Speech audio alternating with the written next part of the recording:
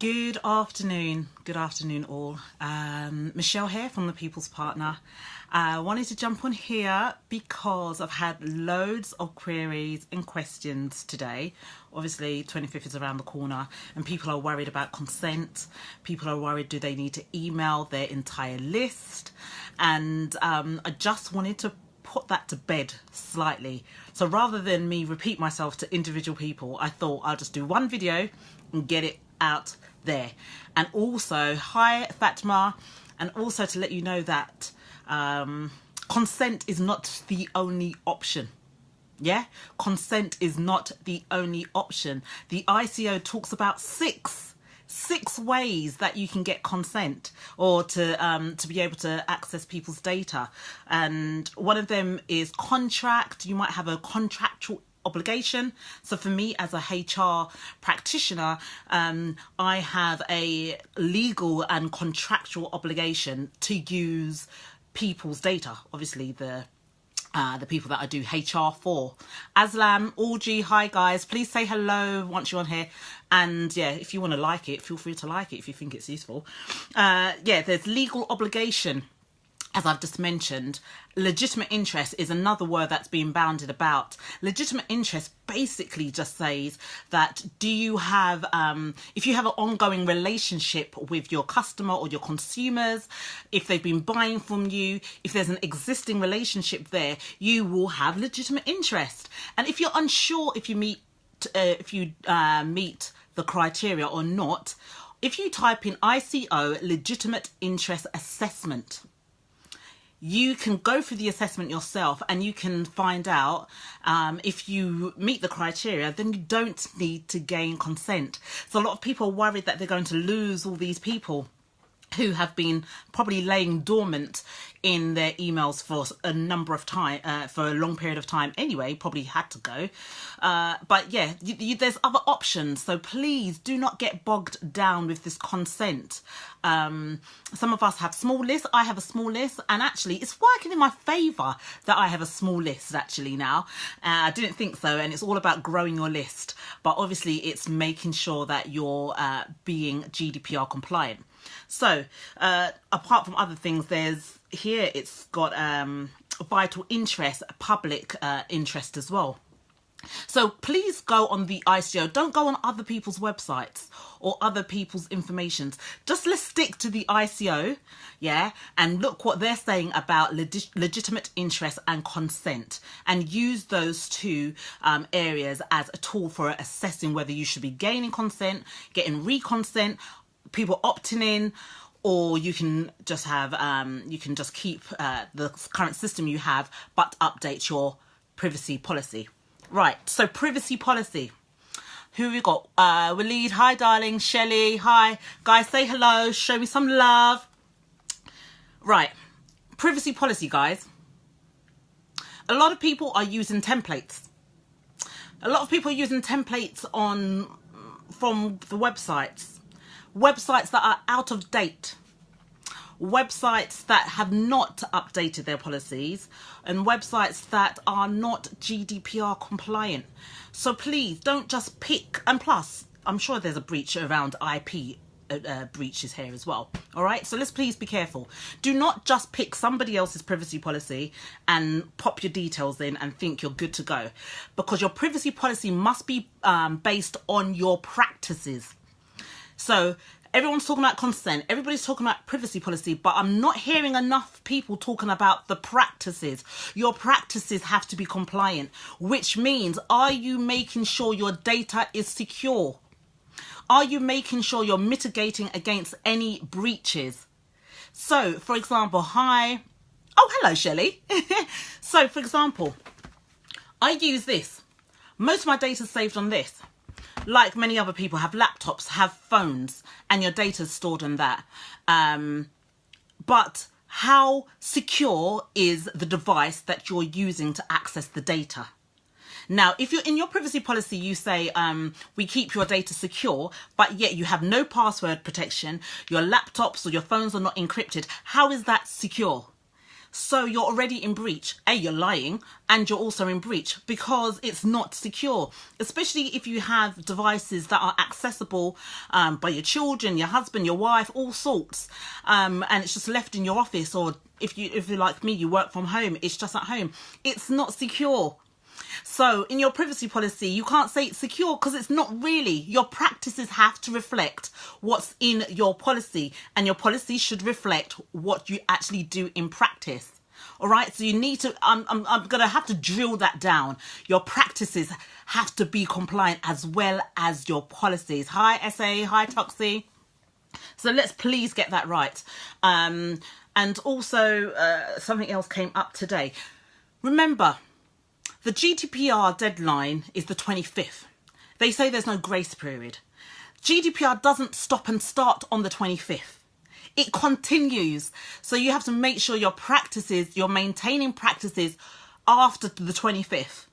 Not consent, not getting consent. We're not talking about consent right now. Not about getting consent after the 25th. I'm not talking about that right now. I'm talking about your practices. The ICO says that you should be recording and maintaining data, information on how you manage and store your data. If you've not done that, you're not compliant. If you have not been recording how you maintain your data, you're not compliant. So if you're just worried about consent, that's just one aspect of compliancy. You have to make sure your data is secure. You've got to make sure that you've mitigated against any risk, any breaches. You have to make sure that if people want to access their data, I don't know who would want to, but if they do, how will you allow them to access their data? And you cannot charge people money, £10, £20, whatever pounds, to access their data. That used to be in the old data protection of 1988, but you can't do that now. So please don't be charging people. And don't charge people to access their own data. If you're going to be using third parties, I don't know, for example, if you need to transfer data to third parties within the EU or outside the EU, you have to make that very clear in your privacy policy. And in terms of consent, just because they've consented for you to give them data, that's fine. But are they consenting for you to use their details of third parties that you have not even stated in your privacy policy? I don't think so. So all of these things need to be considered in your privacy notice, your privacy statement. But like I said before, and I don't want to sound like I'm flogging a dead horse here, make sure your practices are reflective of GDPR compliance. It's much more than consent. It's much more than your privacy policy. Your practices have to be compliant. So you need to make sure, and I'm going to do a separate video for employees and employers because there's something slightly different that I need to mention on theirs. But you have to make sure that everything is secure. And there's talks around cookies and pixels, and that falls in line with consent. So please check out the relevant information on how to use your cookies on my website. I've disabled the cookies on my website, on my michelleraymond.co.uk website, until I feel comfortable in being able to know that my cookies are not collecting data that makes a person identifiable. So, but it's all your choice. I am not the data protection police. I am not the GDPR police. I'm just here to show some love and making sure that small businesses like me do not fall foul. Because after the 25th, trust me, there are people waiting. I've had my own. I've had people already, yes, Katrina here says use CookieBot. So I've used CookieBot in the past. CookieBot is really good to just to find out how your cookies work and whether they're there for the functionality of your website or if they're there as analytical tools to collect data. So CookieBot is really good. Thanks, Kat. Yeah, so if you've got any questions, please do shout them out. Ask me here.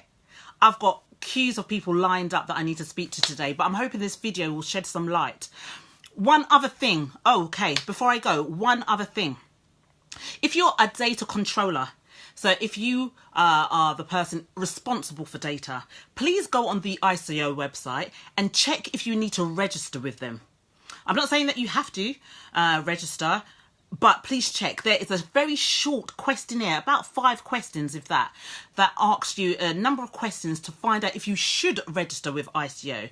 And on the basis of that, it's a yes or no. If it says yes, you register, it will actually take you straight to the page where you get registered. And it's £35.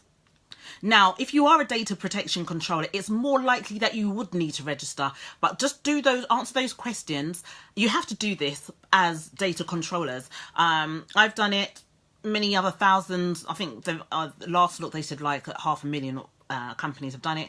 So please go on the ICO website and check if you need to register. There is an assessment, 5 or 6 questions on there, which will then verify whether you need to register. Register, pay the £35, can be done by PayPal or Visa, quick and easy. There's no VAT on top of that. So that gets one thing of your checklist to do. Anyway, I'm going to go. I'm not here to tell you anything else what you need to be doing. I'm sure there's enough content and information out there, and I know some things are grey, some things are misleading. But if you want to find out whether you have a legitimate interest or you have contractual rights, legal obligations, or public interest or vital interest, please go on the ICO website. It's very clear there whether you need to get consent or whether you can use legitimate interest. I think that's it for me for now. If you need anything else, please fire across any questions. You can inbox me afterwards. And guys, I wish you all the best of the luck for the 25th and thereafter. Remember, it doesn't end on the 25th. This continues. So please maintain your databases. Please make sure you are being open and transparent how you use people's data. If they just want to get your ebook or your audio and don't want to be on your mailing list, it's okay. It's okay. Allow them to have that choice. GDPR is about choice, compliancy, and transparency. Anyway, guys, wish you all the best of luck for the rest of the day. Happy to help.